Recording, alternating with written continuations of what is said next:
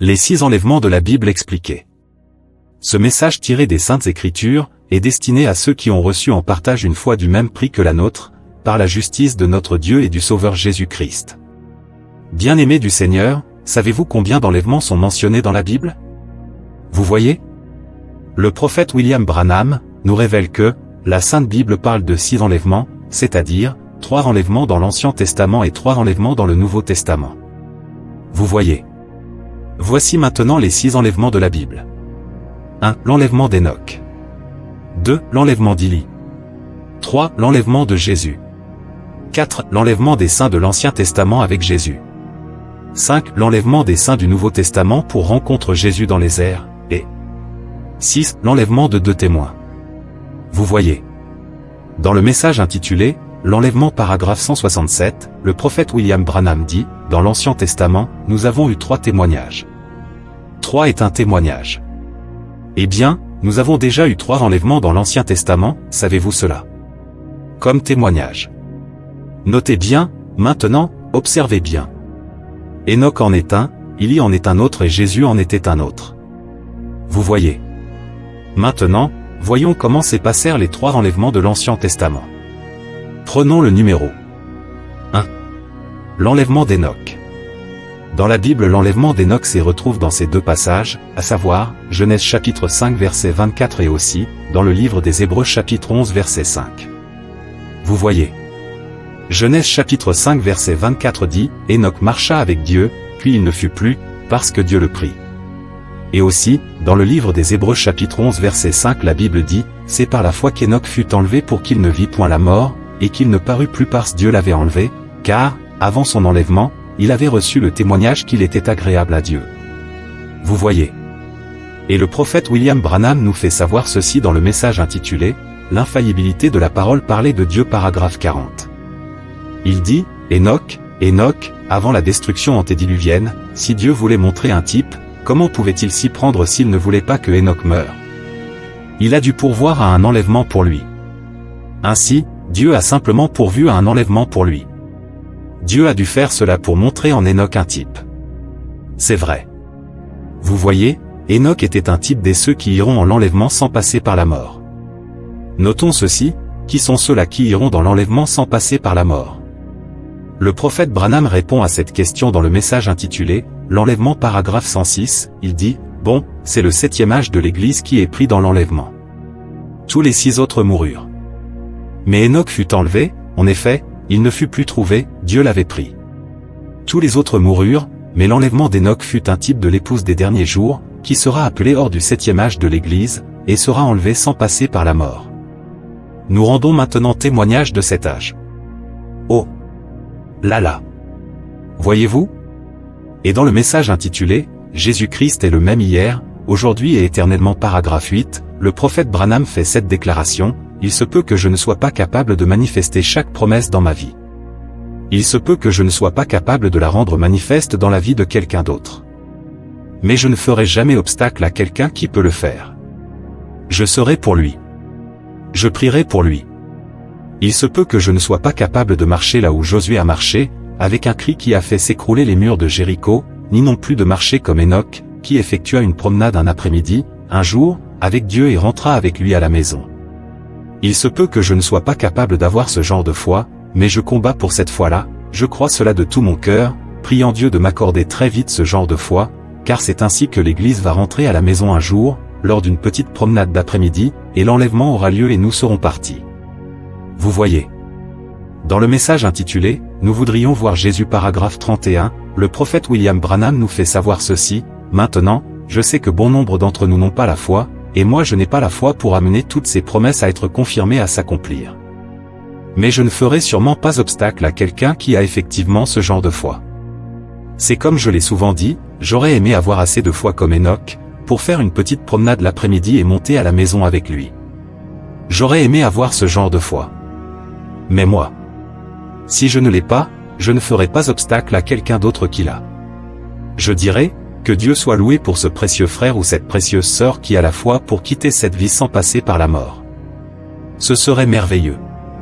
Mais nous croyons qu'il vient un temps où, pendant une promenade un après-midi ou un matin, ou quelque chose de ce genre, plusieurs sur la terre seront pris dans l'enlèvement à la venue du Seigneur. Et je crois que nous nous approchons de ce moment-là. Vous voyez. Prenons le numéro 2.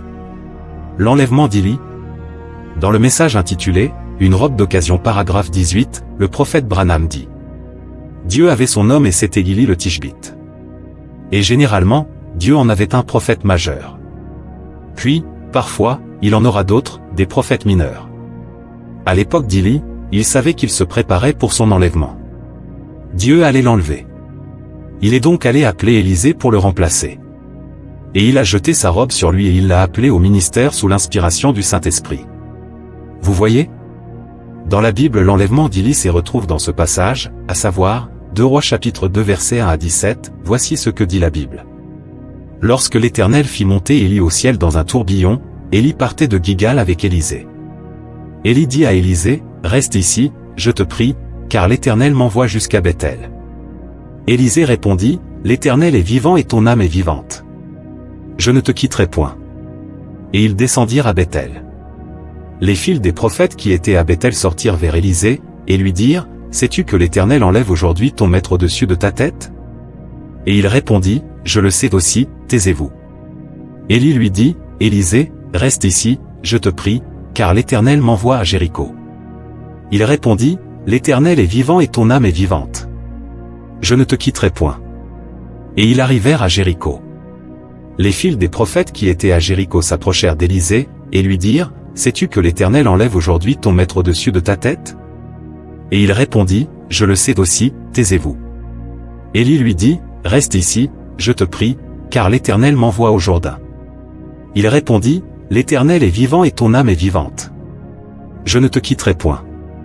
Et ils poursuivirent tous deux leur chemin. 50 hommes d'entre les fils des prophètes arrivèrent et s'arrêtèrent à distance vis-à-vis, et eux deux s'arrêtèrent au bord du Jourdain. Alors Élie prit son manteau, le roula, et en frappa les eaux, qui se partagèrent çà et là, et ils passèrent tous deux à sec.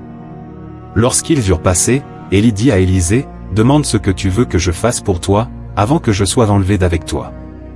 Élisée répondit, qu'il y ait sur moi, je te prie, une double portion de ton esprit.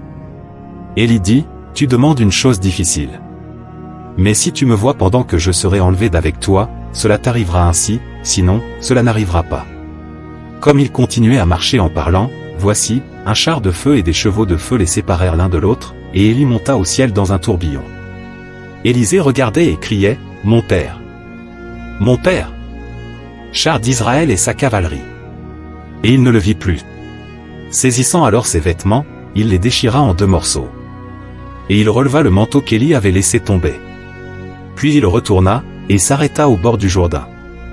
Il prit le manteau qu'Élie avait laissé tomber, et il en frappa les eaux, et dit, où est l'Éternel, le Dieu d'Élie? Lui aussi, il frappa les eaux, qui se partagèrent çà et là, et Élisée passa. Les fils des prophètes qui étaient à Jéricho, vis-à-vis, l'ayant vu, dirent, l'esprit d'Élie repose sur Élisée. Et ils allèrent à sa rencontre, et se prosternèrent contre terre devant lui.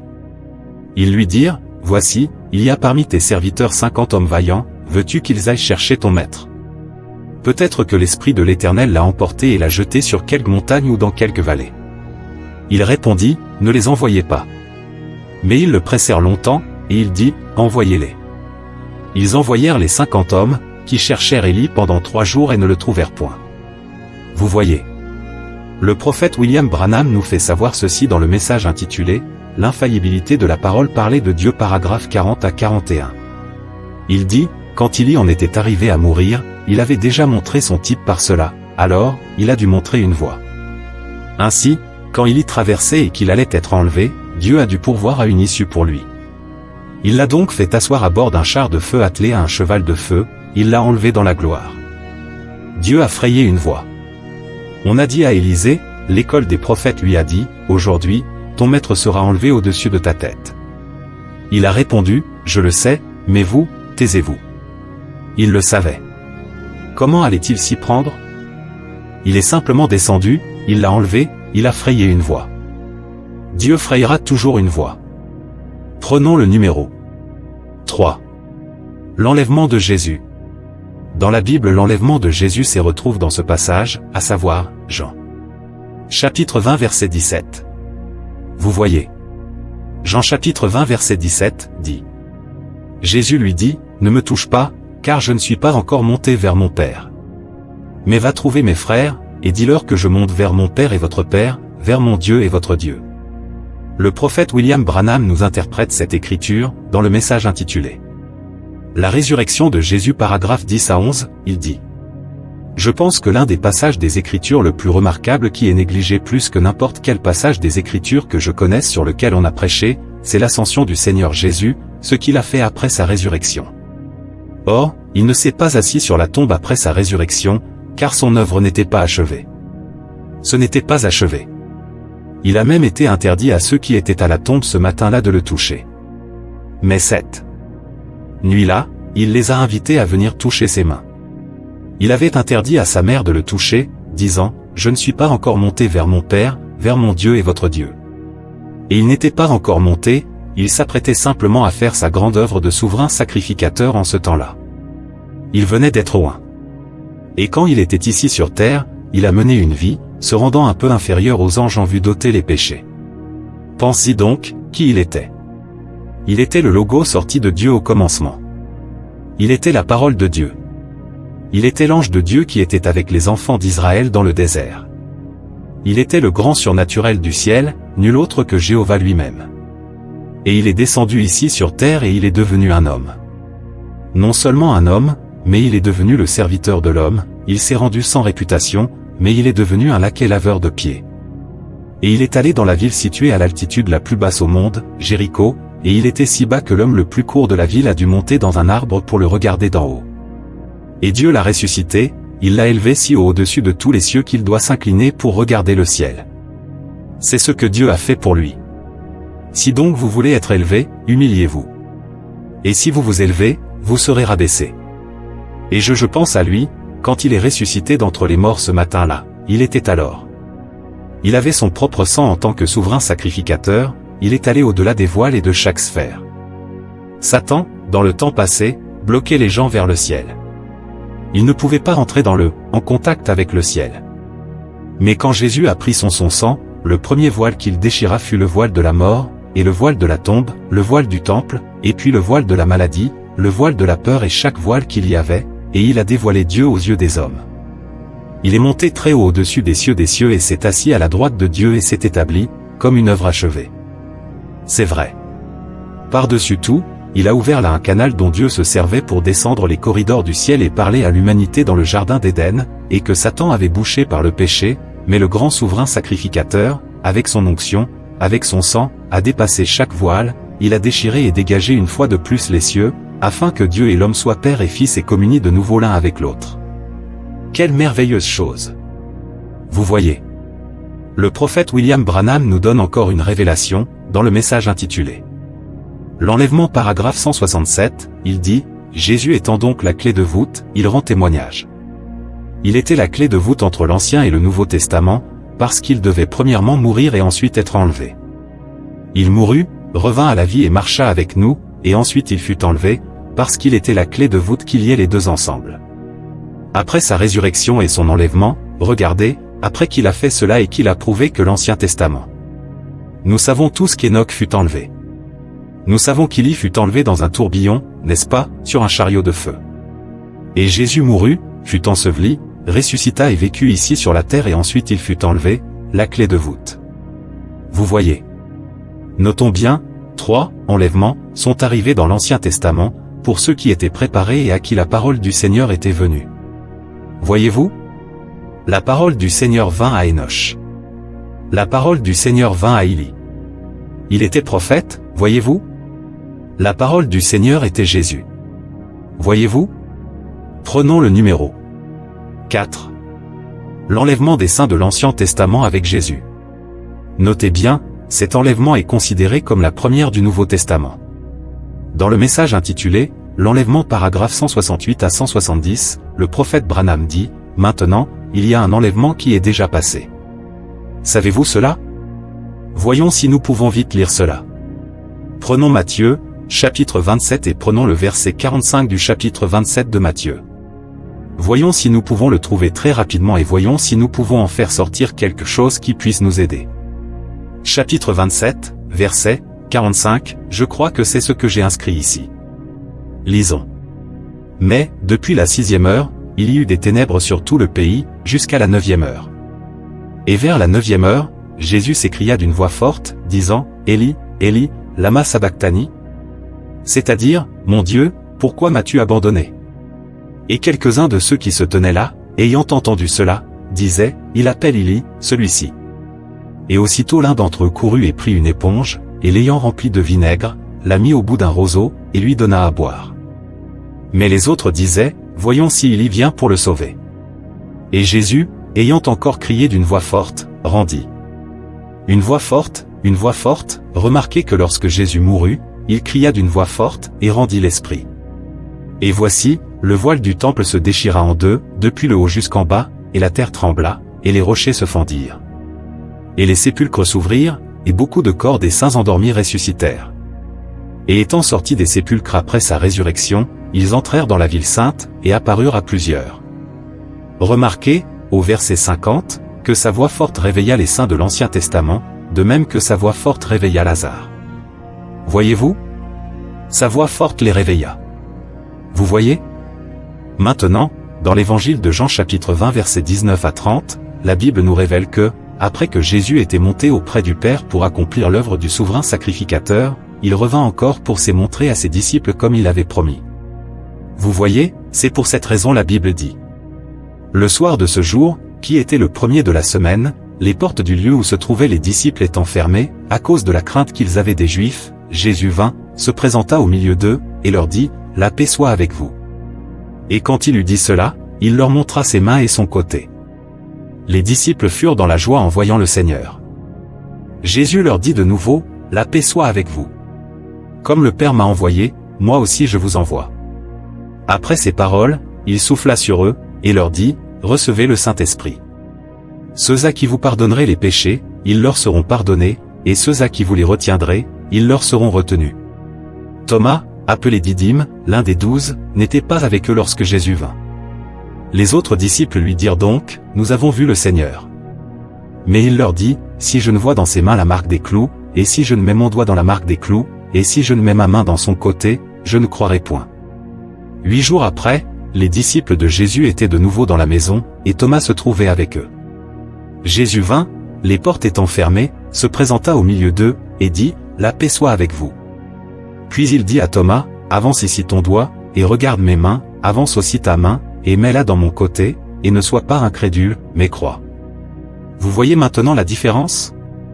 Dans le message intitulé « Questions et réponses paragraphes 334 à 337, le prophète Branham dit, un frère dit, mais c'est un peu difficile là où Jésus a dit, dans la première partie de sa résurrection, il a dit, ne me touchez pas. Il n'était pas encore monté. Et ensuite, quand il entra dans la pièce où Thomas était, il a dit, viens ici, et mets ta main dans mon côté. C'est juste, il n'était pas encore monté. Et la différence entre les deux, là où il leur a dit de ne pas le toucher, et là où il a dit à Thomas de venir là. Il n'était pas encore monté, vous voyez. Car je ne suis pas encore monté vers mon Père. C'est juste, voyez-vous. On ne devait pas le toucher jusqu'à ce qu'il, après sa résurrection. Il devait sortir de la terre, vous voyez. Il sortit de la terre et marcha au milieu des hommes, mais il n'était pas encore monté. Il dit à Marie, ne me touche pas. Elle dit, Rabouni. Il dit, touche. Ne me touche pas, car je ne suis pas encore monté vers le Père. Mais je monte vers mon Dieu, et votre Dieu, vers mon Père et votre Père. Et alors, cette nuit-là, après qu'il fut monté dans la présence de Dieu, qu'il fut ressuscité des morts, qu'il eût été dans la présence de Dieu, il revint, il invita Thomas à venir toucher son côté. Voyez-vous? Thomas lui répondit, mon Seigneur et mon Dieu. Jésus lui dit, parce que tu m'as vu, tu as cru. Heureux ceux qui n'ont pas vu, et qui ont cru. Jésus a fait encore, en présence de ses disciples, beaucoup d'autres miracles, qui ne sont pas écrits dans ce livre. Vous voyez. C'est pour cette raison la Sainte Bible nous dit dans le livre des Actes chapitre 1 versets 3 à 9, dit. Il leur apparut vivant, et leur en donna plusieurs preuves, se montrant à eux pendant 40 jours, et parlant des choses qui concernent le royaume de Dieu. Comme il se trouvait avec eux, il leur recommanda de ne pas s'éloigner de Jérusalem, mais d'attendre ce que le Père avait promis, ce que je vous ai annoncé, leur dit-il. Car Jean a baptisé d'eau, mais vous, dans peu de jours, vous serez baptisés du Saint-Esprit. Alors les apôtres réunis lui demandèrent, « Seigneur, est-ce en ce temps que tu rétabliras le royaume d'Israël ?» Il leur répondit, « Ce n'est pas à vous de connaître les temps ou les moments que le Père a fixés de sa propre autorité. Mais vous recevrez une puissance, le Saint-Esprit survenant sur vous, et vous serez mes témoins à Jérusalem, dans toute la Judée, dans la Samarie, et jusqu'aux extrémités de la terre. » Après avoir dit cela, il fut élevé pendant qu'ils le regardaient, et une nuée le déroba à leurs yeux. Vous voyez. Notez bien, c'est ici qu'il eut concrètement le 4e enlèvement de la Bible, ou le premier enlèvement du Nouveau Testament, qui est en fait l'enlèvement des saints de l'Ancien Testament. Le prophète William Branham nous révèle que, lors de l'enlèvement de Jésus dans le livre des Actes chapitre 1, Jésus n'était pas seul. Mais les saints de l'Ancien Testament, qui sont ressuscités selon le livre de Matthieu chapitre 27, furent enlevés avec Jésus lors de cet enlèvement. Voici maintenant de quelle manière cet enlèvement eut lieu. Le prophète William Branham nous donne cette révélation, dans le message intitulé « Le puissant conquérant » paragraphes 30 et 31, il dit « 40 jours après, il était là debout, en train de donner sa dernière commission, disant « Allez par tout le monde et prêchez la bonne nouvelle. » Non pas construire des églises, non pas faire des organisations, mais prêcher l'évangile, nous avons fait autre chose. Voici les miracles qui accompagneront ceux qui auront cru, en mon nom, ils chasseront les démons. Et ainsi de suite, pendant qu'il continue. Pendant qu'il parlait, la pesanteur a été vaincue. Une lumière commence à se former sous ses pieds, pendant que des centaines de frères observaient. Et il a commencé à monter de plus en plus, lui et les saints de l'Ancien Testament, et ils sont entrés dans la gloire. Ils ont continué leur voyage jusqu'au-delà des étoiles, au-delà de la lune, au-delà de toutes les étoiles. Et cette glorieuse cité s'est offerte à leur vue. Oh! Qu'est-ce que cela a dû être, Jésus en avant, en tant que puissant conquérant, marchant. Et soudain, les saints de l'Ancien Testament ont vu cette magnifique et immense cité et ils se sont écriés avec une grande clameur qui a ébranlé les cieux, « Élevez-vous, portes éternelles. Élevez vos linteaux, que le roi de gloire fasse son entrée. Élevez-vous, portes éternelles, élevez vos linteaux, et que le roi gloire fasse son entrée. » Et l'ange a demandé, « Qui est ce roi de gloire ?» Et les saints de l'Ancien Testament se sont écriés, « L'Éternel des armées, puissant dans la bataille, le grand conquérant. Il a emmené des captifs, et il a fait des dons aux hommes. » La Bible dit que c'est ce qu'il a fait. Vous voyez? Nous avons vu comment s'est passant les 3 enlèvements de l'Ancien Testament. Et maintenant, nous allons voir les 3 enlèvements du Nouveau Testament. Prenons le numéro 5. L'enlèvement des saints du Nouveau Testament. Notez bien, cet enlèvement est considéré comme la 2e du Nouveau Testament. Dans le message intitulé « Le sceau de Pâques » paragraphes 179 à 180, le prophète Branham dit « Eh bien, vous direz, si seulement je vivais à l'époque de l'Ancien Testament. » Attendez un instant. Dans 1 Thessaloniciens chapitre 4 verset 16, j'aimerais vous le lire, écoutez maintenant, Saint Paul dit « Nous ne voulons pas, frères, que vous soyez dans l'ignorance au sujet de ceux qui sont décédés, afin que vous ne vous affligiez pas comme les autres qui n'ont pas d'espérance. Car si nous croyons que Jésus est mort et qu'il est ressuscité le 3e jour, pas faire semblant de croire, mais si nous le croyons, croyons aussi que Dieu ramènera par lui et avec lui ceux qui sont décédés. » Parce que, dans 1 Thessaloniciens chapitre 4, à partir du verset 13 au verset 18, l'apôtre Paul déclare « Nous ne voulons pas, frères, que vous soyez dans l'ignorance au sujet de ceux qui dorment, afin que vous ne vous affligiez pas comme les autres qui n'ont point d'espérance. Car, si nous croyons que Jésus est mort et qu'il est ressuscité, croyons aussi que Dieu ramènera par Jésus et avec lui ceux qui sont morts.